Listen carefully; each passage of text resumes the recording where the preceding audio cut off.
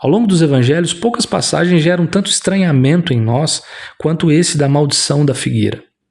Afinal, é um texto estranho, né? À primeira vista, o episódio parece abrupto. Jesus sente fome, vê uma figueira cheia de folhas, investiga a figueira, não acha nenhum fruto. Então ele tem uma explosão sentimental, pelo menos é o que parece, né? E aí ele amaldiçoa a figueira seca, os discípulos ficam espantados. O que isso significa, afinal? Bom, a intenção desse vídeo é analisar exegeticamente essa passagem e entender a profundidade profética que há nela.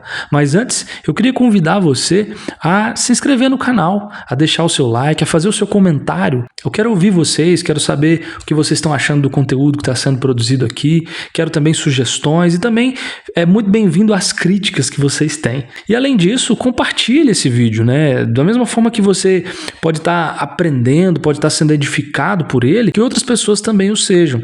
E por isso eu conto com você.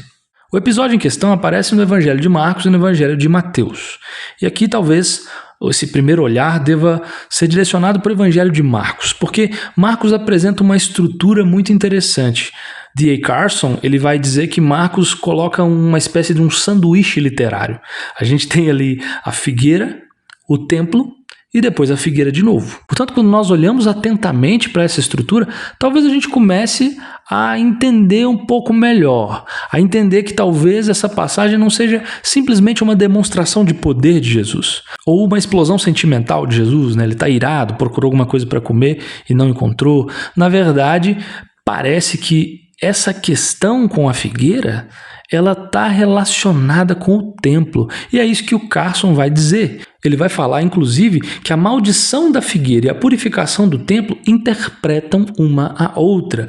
Ou seja, Marcos, ele quer que o leitor enxergue a figueira como um símbolo do que Jesus encontra no templo. Ou seja, aparência, um montão de folhas, né? Parece que tem fruto, mas na hora que investiga, não tem fruto nenhum.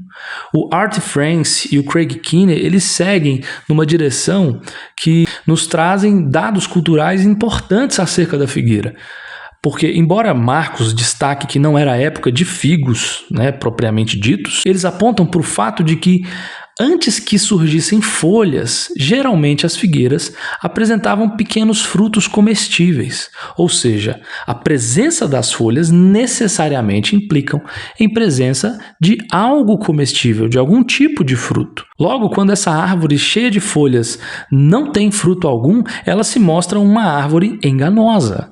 E, portanto, a árvore ela funciona como uma metáfora da espiritualidade israelita daquele período. Ou seja, muito ritual, muita atividade, mas pouquíssima realidade interior. Para que a gente entenda melhor o que está sendo ilustrado aqui por Jesus através desse ato, é importante a gente observar que o Antigo Testamento utiliza a figura da figueira como algo que simboliza Israel. Joaquim Jeremias nos lembra, por exemplo, do texto de Oséias 9:10 e de Jeremias 8:13, onde a figueira é utilizada como esse símbolo e ela revela principalmente a situação espiritual de Israel. Só que o Jeremias não está dizendo que Jesus está condenando Israel como um todo.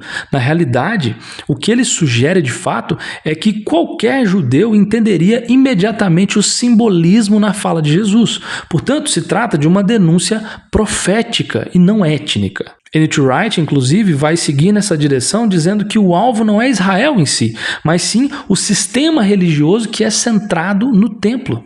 Para ele, o ato de Jesus denuncia uma religião cheia de atividades, né, cheia de folhas, mas completamente carente de justiça, misericórdia e fidelidade, ou seja, sem fruto algum. Portanto, o juízo sobre a figueira antecipa o juízo sobre o templo. E é por isso que Marcos posiciona estrategicamente esses eventos, mostrando a figueira, depois o templo e depois retornando à figueira. O Daniel Doriani, ele vai dizer inclusive que esse ato é uma parábola encenada, ou seja, Jesus condena aquilo que parece vivo, mas na verdade está espiritualmente estéril. Logo, o gesto de Jesus não é contra a árvore em si. Jesus não está preocupado só de mostrar o seu poder ou só de secar a árvore porque ele ficou brabo com ela. Não, Jesus está utilizando isso, está encenando uma parábola diante dos olhos dos discípulos justamente para mostrar que ele está encontrando ali em Israel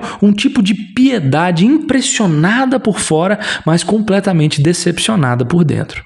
Grant Osborne destaca que imediatamente após a maldição, Jesus denuncia o templo como covil de ladrões. Essa conexão é proposital. A figueira seca ali aponta o que Jesus encontrou no coração da religião da sua época.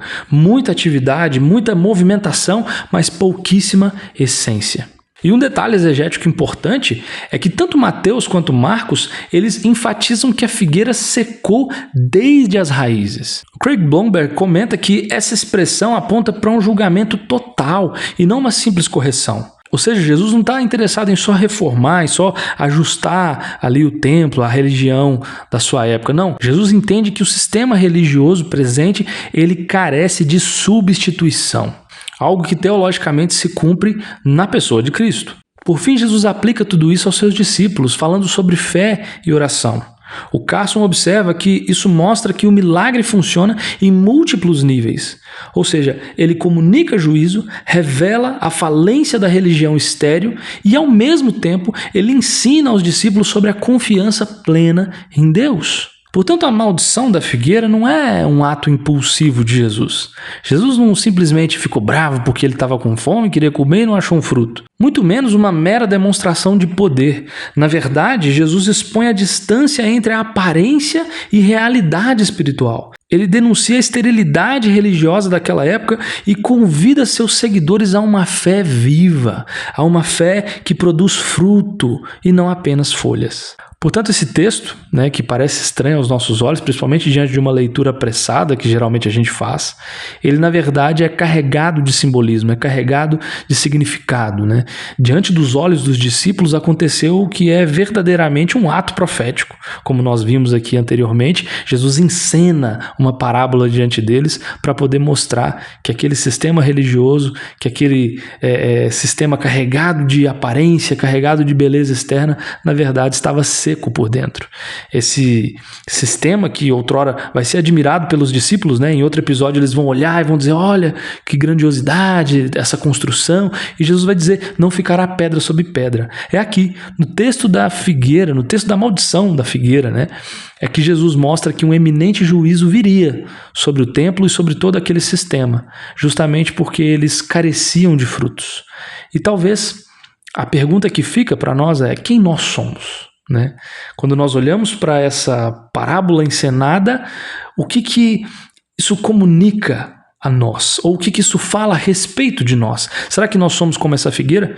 Temos várias folhas, temos toda uma aparência exterior exuberante, somos carregados de externalidades, mas não possuímos nenhum fruto? Quem somos nós? Quem é você?